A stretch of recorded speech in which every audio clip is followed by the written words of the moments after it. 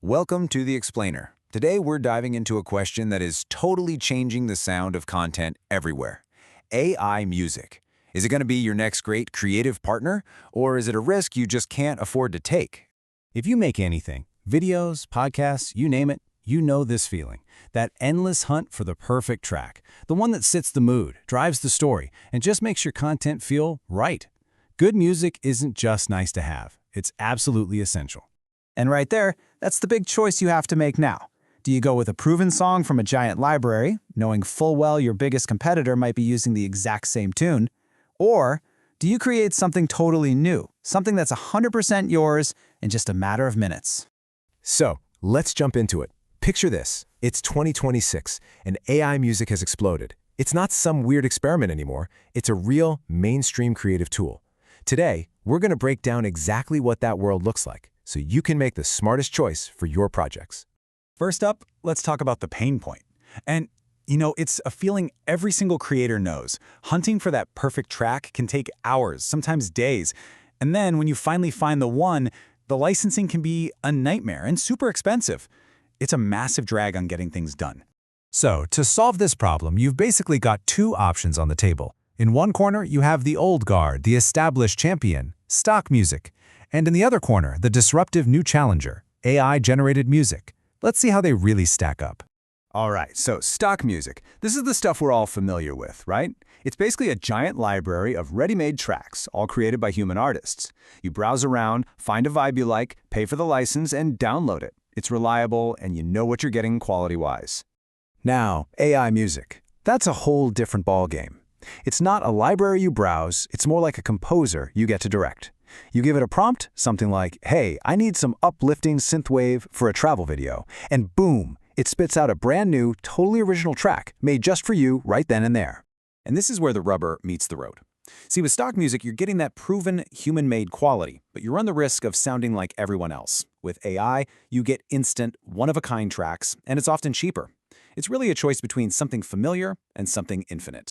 So this whole scene isn't just a bunch of little startups anymore. Oh no, a tech giant just walked into the studio, and it sent a shockwave through the entire industry. For the longest time, the choice was pretty straightforward, You either browsed a library or you used a simple generator. The tools were getting better, for sure, but the basic idea was the same. But then something happened, a single moment in early 2026 that completely changed the game.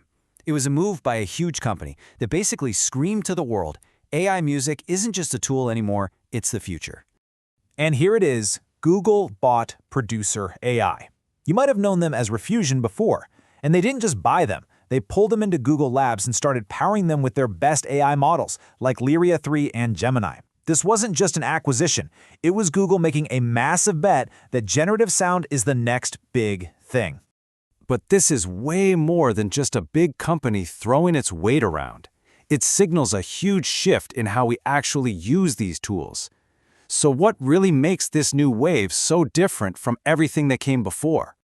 Okay, this explains it perfectly. Think of the old AI music generator as a vending machine.